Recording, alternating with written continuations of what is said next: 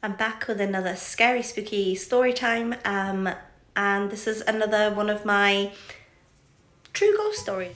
Hi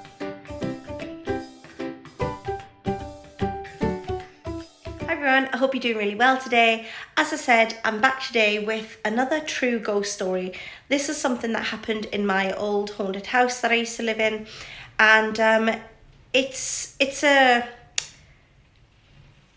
one of those unexplainable events, really. And it's another one of those where I have spent a couple of years just thinking about it, and trying to come up with some sort of other explanation in my head. But as with a lot of the other stories that I've told on here, I actually can't think of another explanation at all. So I'm just going to tell you this one and see what you think of it.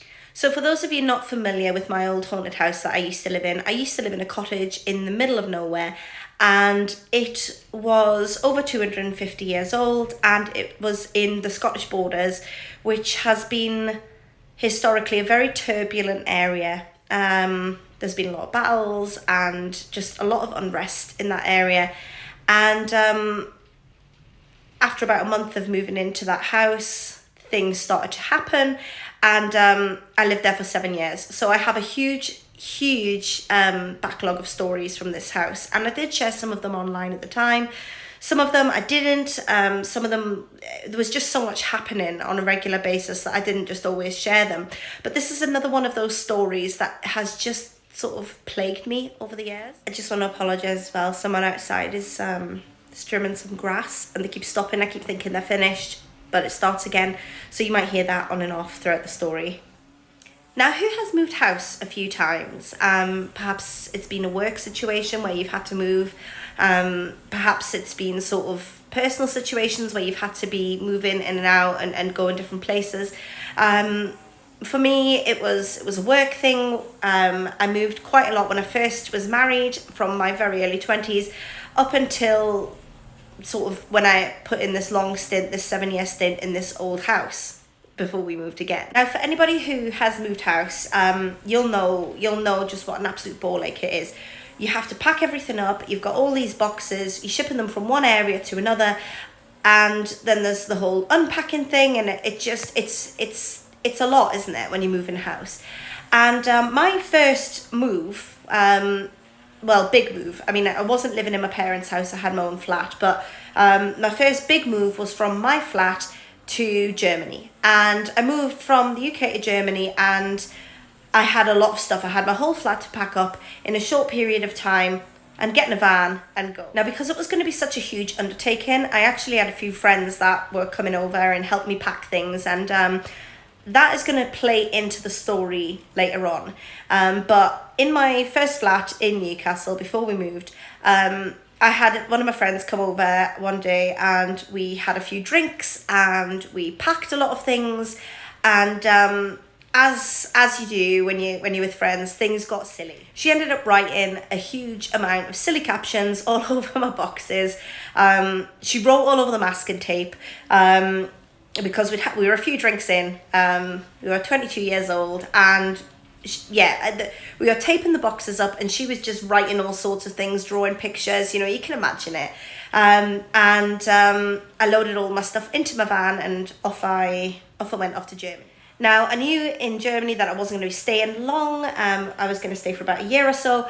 And so I ended up only unpacking the things that I needed day to day. And a lot of the things that were packed back in my old house, like old stuffed toys, old computers, old photographs, things like that, they weren't unpacked. And it was for the best, because from Germany I moved again, and then I moved again, and then I moved again. There was a lot of moving about, and these boxes just sort of followed me. They sort of haunted me, if you will, before I lived in my haunted house.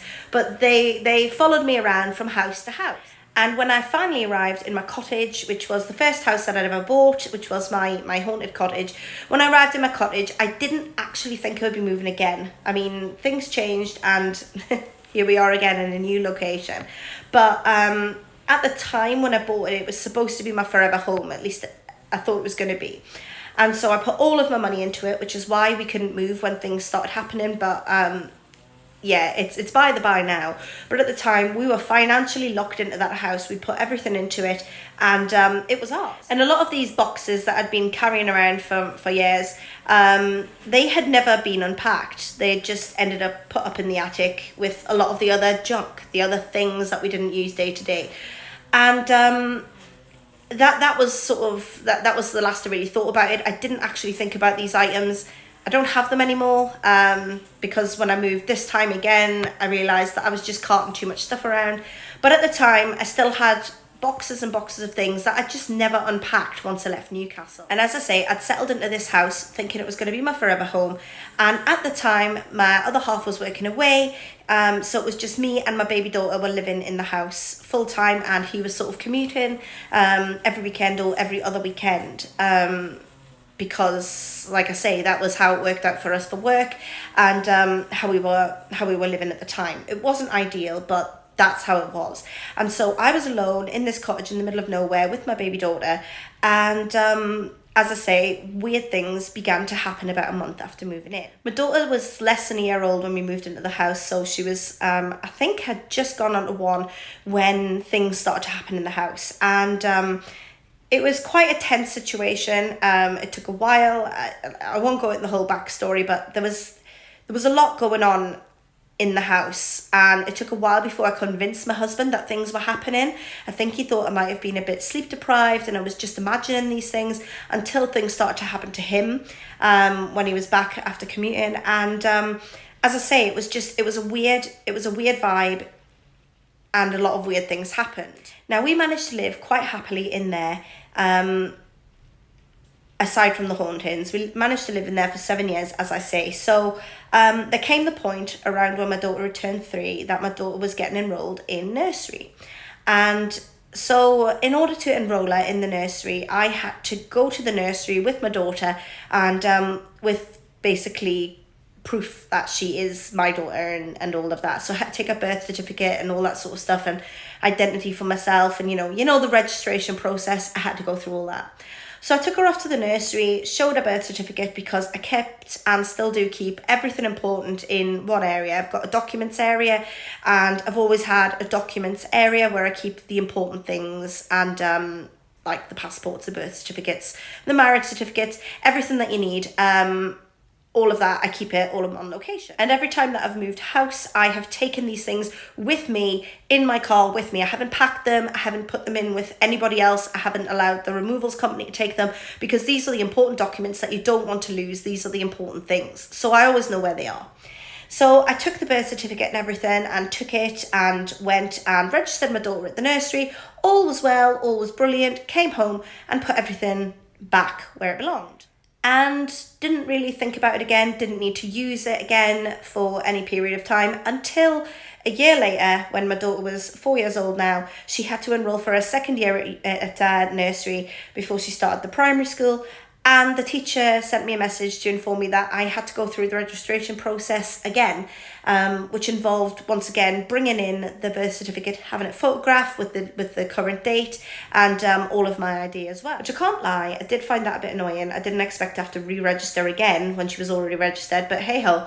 I went to the documents area to collect everything, to take it in to register her, and my documentation was all still there, but her birth certificate wasn't.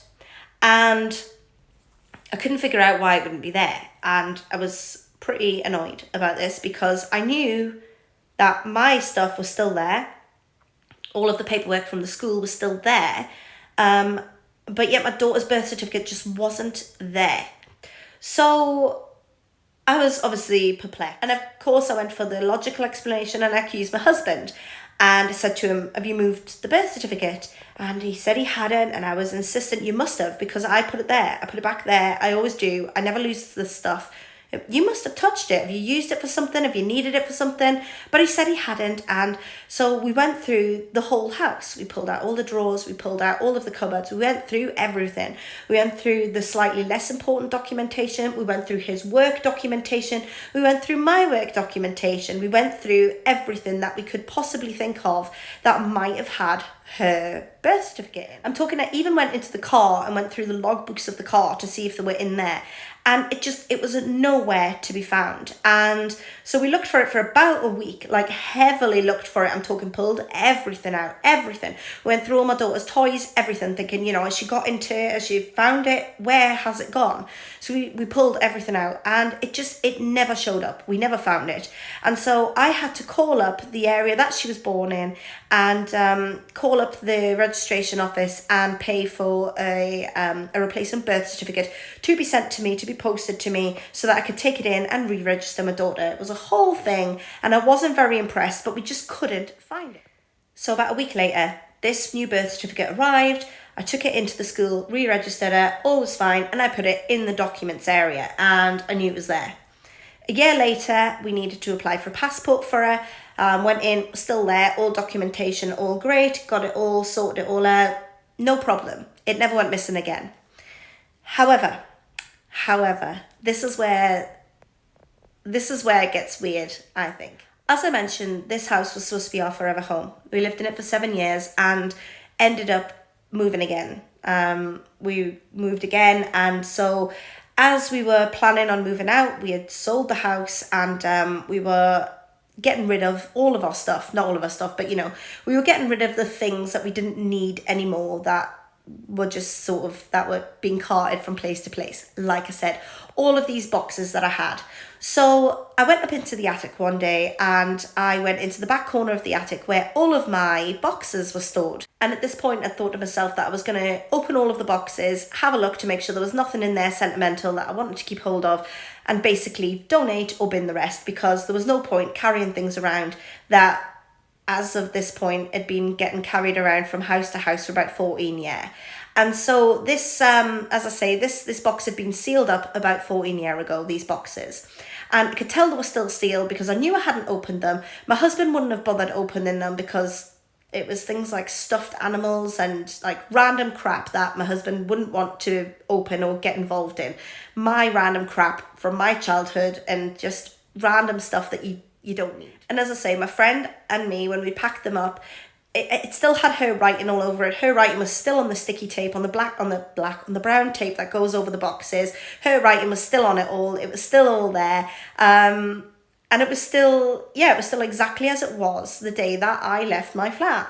So I pulled open all of the boxes and I started going through them, and there were some things that I wanted to keep. The majority of it was just crap, things that no longer fitted me, random hats, scarves, shoes, teddy bears, dolls, things that had been in my flat that I didn't need or want anymore. So I was sorting through, putting like a keep pile and a non-keep pile. And then there was this old box that I opened that she'd written dirty laundry on, and it had never been opened. And inside this box, she had packed my old laundry hamper, which I thought I'd lost years ago. I didn't know where it had gone, but she'd packed it in a box and written dirty laundry all over it. But I hadn't opened it because I knew I didn't have any dirty laundry, so I just thought it was one of the random things that she'd written. But she'd packed my laundry hamper. So I brought my laundry hamper out and thought, I really hope there isn't any actual dirty clothes in here because they're going to have to go. And I opened it up and it wasn't. It was a laundry hamper that she'd filled full of all my photographs. So a lot of my old photographs from high school, a lot of them, were all in this laundry hamper. And some weird old clown that my grandma had got for me, and some other random stuff like that. Letters, when people used to write letters to and from each other years and years ago. I had letters from people in there. She'd put like loads of my sentimental things in there. So I started going through it and having a look, because these photographs I hadn't seen in over a decade. And a lot of them my husband hadn't even seen. My husband didn't know me in high school, and I thought these are going to be funny. He's going to love to see the state that I was in when I was in high school, the stuff I was wearing and the way I used to do my hair. I thought he was going to get a right good laugh out of it. So I was sorting out the pictures and thinking, oh God, I can't wait to show him this when he gets home. So I was sorting through it all. And as I got about halfway through all of these pictures and letters, there was an envelope there. An envelope that I recognised. I'm sure you can see where this is going, can't you? In this envelope, it had the borough, the council that I was living in when I gave birth to my daughter. And inside of this envelope that was inside my laundry hamper with all of my old stuff that hadn't been opened in about 14 years was my daughter's birth certificate. the one that I had used to register at school a few years previous, about 4 years previous to this now at this point. And there it was. It was just in there with all of my old photographs on the sticky tape that had never been removed because my friend's writing was still across it, was written across the whole thing. And this birth certificate was in there. The last time that box was opened was years before I even had it. And I have no explanation for that. That's another one of those weird things that I can't explain from that house. It's not particularly scary, but it's weird. It is so weird. So that is my story. And I would absolutely love to know if you have a logical explanation for this, because barring the fact that maybe me or my husband managed to sleepwalk into the attic, take the box, get all the other boxes off the back of this box, because it was underneath. The box was underneath other boxes all stacked around it, and just open that box, but managed to sellotape it back up pristine as if it had never been opened, with my friend's writing still across it. And again, it was across masking tape, her writing. So when you pulled the masking tape back, the writing that she had written all on the masking tape sort of disintegrated and came off, because you can't write on that, it doesn't stick. So as soon as I actually was like pulling the tape off, the writing came off on the parts that she'd written on the tape. But when I found the box, it was still all intact, so nobody had opened it. It hadn't been opened in 14 years. But my daughter's birth certificate was in there with all of the stuff. I would love to know if anybody has an explanation for that isn't paranormal, because I have spent a lot of years thinking about this, and I just can't think of anything. So like I say, let me know. Let me know if it's happened to you. Let me know if you've ever heard anything like this before, and let me know if you have any sort of explanation as to how that got there, because I would love to hear it. I really would. But yeah, that's my spooky story from my old haunted house, and I hope you enjoyed hearing it, and I will speak to you all soon. Bye for now.